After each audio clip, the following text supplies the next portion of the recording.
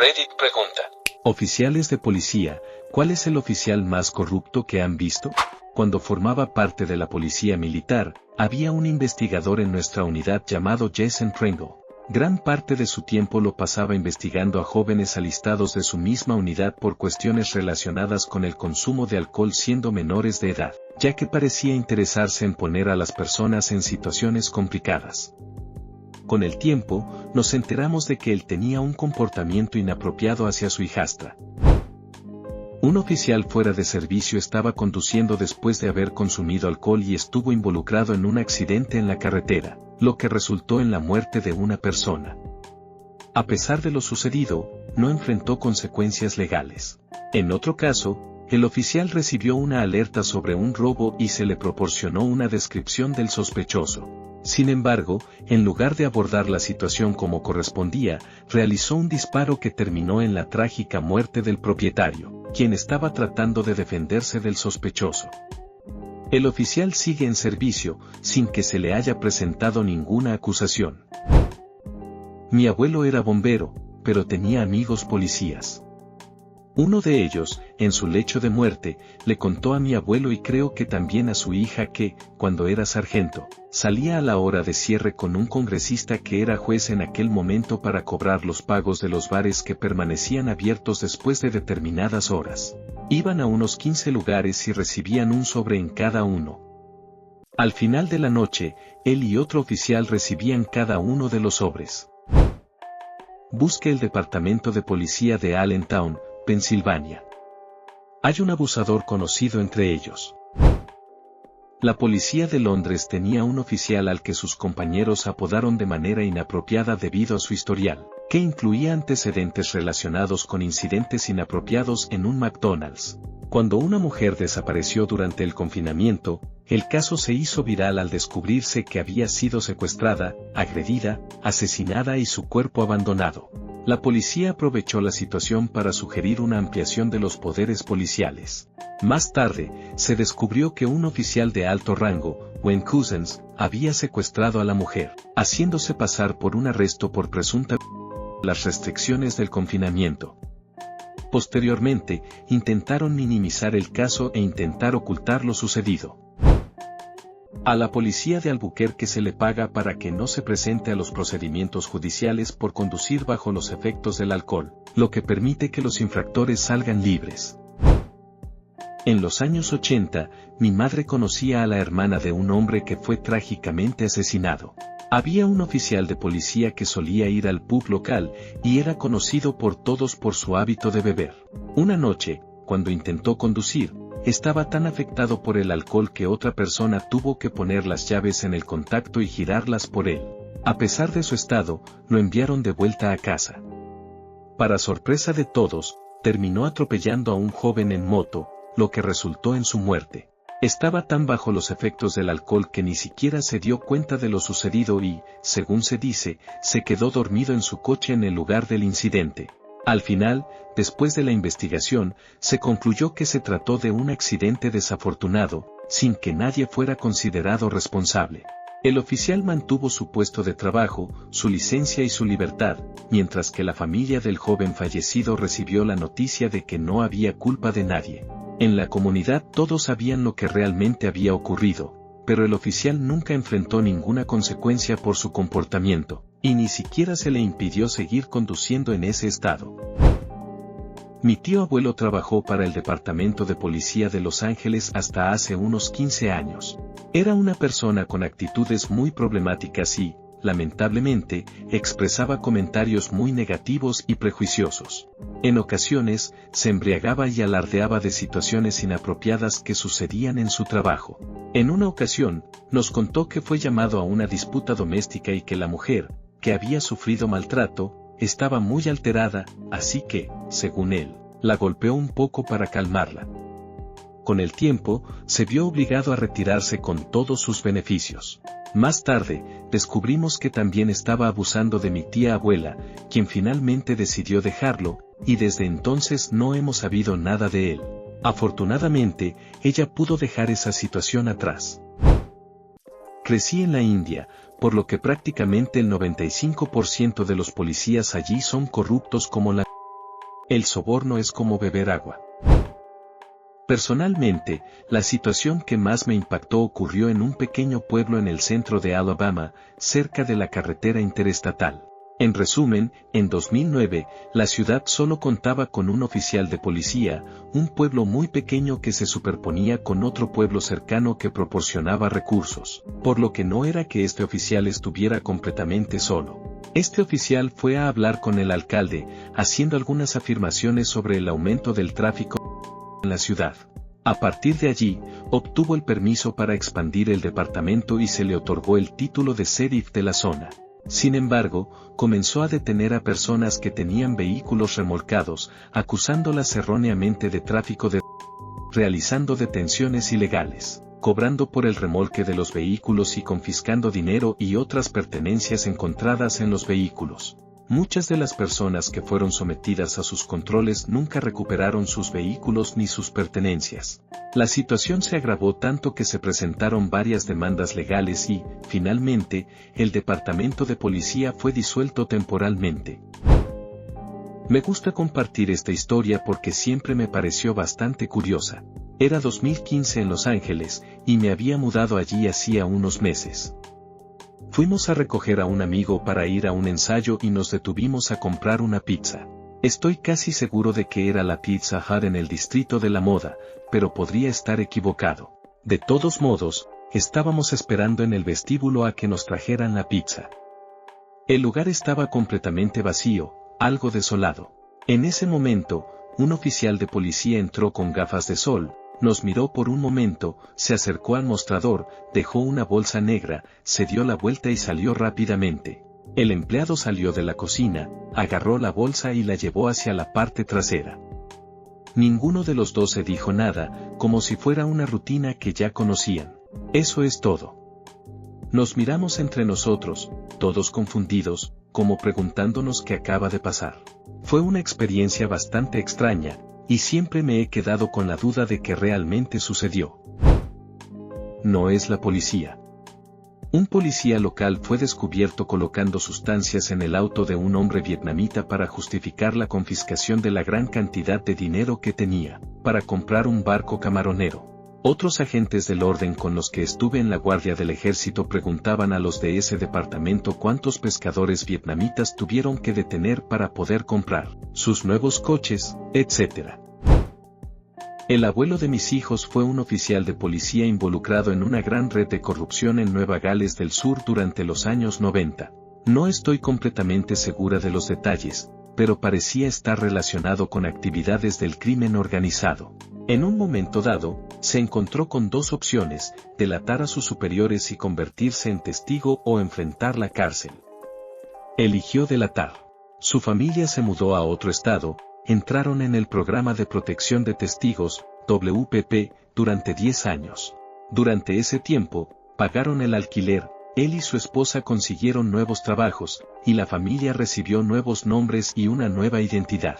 Después de 10 años, recibieron un pago significativo y pudieron salir del programa. Era un hombre corrupto, pero, curiosamente, le dieron 10 años con beneficios, incluido un alquiler gratuito y una compensación económica. No perdieron mucho, y hasta pudieron viajar para ver a su familia. Cuando conocí a mi hijo y quedé embarazada, me enteré de un detalle sorprendente después de 6 meses. Hola, nena, soy del Partido Republicano. Mi verdadero nombre es.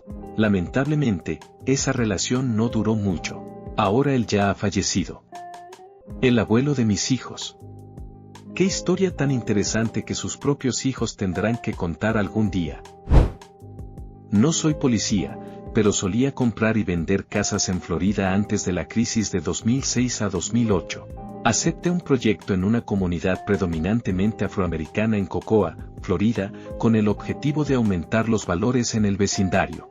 Después de colocar el cartel de "se vende", un oficial de policía blanco se acercó y me hizo una oferta que estaba muy por debajo del valor de mercado, incluso considerando las circunstancias de la zona.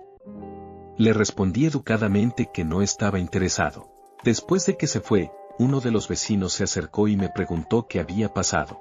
Al contarle lo sucedido, Me comentó que ese policía era dueño de otra propiedad en el vecindario que alquilaba exclusivamente a personas problemáticas, lo que generaba malestar entre los demás vecinos. Me agradecieron por no venderle la casa. Más tarde, verifiqué que el oficial era efectivamente dueño de esa propiedad al consultarlo en el sitio web del tasador de propiedades. Una vez sucedido esto, los oficiales de policía de la ciudad comenzaron a seguirme regularmente y, finalmente, me multaron por placas vencidas un día después de mi cumpleaños, justo 3 días antes de que finalizara el mes. Siempre renovaba mis placas el último viernes de cada mes, coincidiendo con mi cumpleaños. Sin embargo, no hubo ningún intento de investigar la casa en cuestión, que estaba a solo 5 casas de la propiedad de mi proyecto. En Johnson City, Tennessee, un grupo de oficiales del departamento de policía, incluidos Thomas Parks, Justin Jenkins, Jeff Legault, entre otros, estuvieron involucrados en un escándalo que recientemente resultó en una resolución de una demanda por $28 millones. La demanda alegaba que estos oficiales recibían pagos semanales de un traficante de drogas local y presunto delincuente, Sean Williams, para no intervenir en sus actividades ilegales. Se sospecha que, en el transcurso de sus acciones, los oficiales ayudaron a encubrir entre 25 y 100 casos de agresión perpetrados por este individuo. El departamento de policía poseía evidencia en video de Sean Williams cometiendo delitos contra 2 niños y casi 100 mujeres en su depósito de pruebas durante un periodo de casi 3 años. Según se informa, mantuvieron esta evidencia en secreto para asegurar que recibieran pagos constantes a cambio de no actuar. Tras una serie de reacciones internas, finalmente se presentó una acusación contra Sean Williams, lo que podría haber llevado a su arresto. Sin embargo, la fiscal asignada al caso fue despedida por insistir en llevar a cabo la acusación, y ella también ha presentado una demanda separada contra la ciudad. En lugar de proceder con el arresto, Sean fue notificado y se le permitió abandonar la ciudad. Se alega que el oficial Legault arrestó a una víctima bajo falsos pretextos, aparentemente como represalia por haber continuado con la denuncia. En un giro sorprendente, Kathy Ball, la administradora municipal a cargo del departamento de policía, trató de comprar el condominio de Sean Williams mientras él aún estaba prófugo. Su agente inmobiliario, Shannon Castillo, gestionó todas las transacciones inmobiliarias del gobierno municipal y actuó como intermediario tanto para Kathy Ball como para Sean Williams, debido a su relación con ambas partes. Además, colaboraban en monitorear las propiedades de Sean, alertándolo de cualquier posible actividad de la ley. Todos sabían sobre las actividades de Sean. A pesar de los eventos, todos estos funcionarios continúan en sus puestos de trabajo, al igual que el agente inmobiliario y la administradora municipal. El impacto de la demanda se reflejará en un costo de casi $1,000 por hogar, una vez que el seguro municipal entre en vigor. Curiosamente, esta historia no ha logrado atraer atención nacional, a pesar de la gravedad de los hechos. Un miembro de mi familia, que brevemente sirvió como jefe de policía en Globe, Arizona, se encontró con una situación bastante sorprendente en su primer mes en el cargo. Descubrió que faltaban varios equipos del departamento, como una maquinilla de afeitar, cuatriciclos y otros artículos valiosos. Determinado a obtener respuestas, convocó una reunión para interrogar a los oficiales sobre el equipo desaparecido. Sin embargo, esa misma noche, 3 oficiales se presentaron en su casa con una advertencia muy clara: si seguía investigando, su seguridad podría estar en peligro. Al día siguiente, decidió renunciar al puesto y nos contó a todos lo sucedido. Una situación realmente impactante. Cuando era nuevo en la policía militar, trabajaba de patrullero en las carreteras con un oficial que tenía conexiones en la zona. Este oficial solía conducir a gran velocidad, sin cinturón de seguridad y sin portar armas menos letales, algo que no supe en ese momento.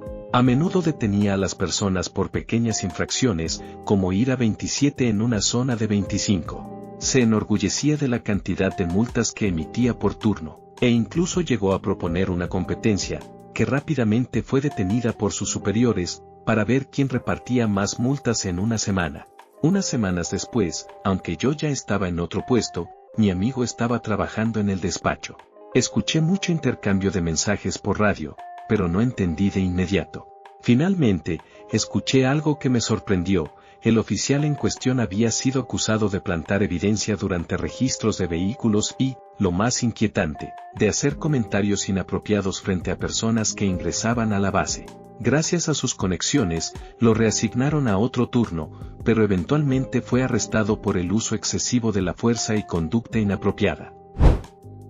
Cuando yo era joven, solíamos comprarle sustancias a la policía que vivía a un par de puertas de la nuestra, en el patio de nuestra casa adosada en Bowie, Maryland. Ella tenía las mejores cosas a los precios más bajos. Suponemos que la vendía barata porque en realidad no pagaba nada. Probablemente solo la confiscaba. El sargento de la policía local solía trabajar como inspector de funerarias, pero perdió su empleo debido a una conducta inapropiada. Se descubrió que había retirado los cerebros de algunos de sus clientes a cambio de dinero. Según una investigación federal, se estima que ganó al menos $150,000 con este esquema entre finales de los 90 y principios de los 2000. Además, tenía un grupo de adolescentes trabajando para él, pero tras 6 semanas de trabajo, decidió no pagarles, sin que se tomaran medidas al respecto. Sin embargo, el asunto relacionado con los cerebros fue lo que realmente generó atención. No era un oficial de la ley, pero mi mejor amigo sí lo era. Lo obligaron a dimitir debido a una situación complicada con su teniente, quien había falsificado varios informes y él no los verificó. Durante un incidente, él solicitó refuerzos por radio, pero ella no respondió. Luego, intentó afirmar que habían tenido conversaciones telefónicas sobre el asunto, aunque esas llamadas nunca ocurrieron y no existía registro de ellas. Ella redactó un informe en el que decía que él desobedeció órdenes, entre otras acusaciones, y lo envió a los superiores. Las opciones que le dieron fueron básicamente renunciar voluntariamente o firmar los informes de ella, y ellos lo ayudarían a conseguir otro puesto. Más tarde, el mismo teniente persiguió a otro agente que había resultado herido y se había sometido a una cirugía, intentando demostrar que estaba fingiendo su lesión. Para ello, organizó una vigilancia en su casa para atraparlo. Una persona aprovechó su posición para arruinar la carrera de 2 jóvenes oficiales, simplemente por el deseo de tener más poder.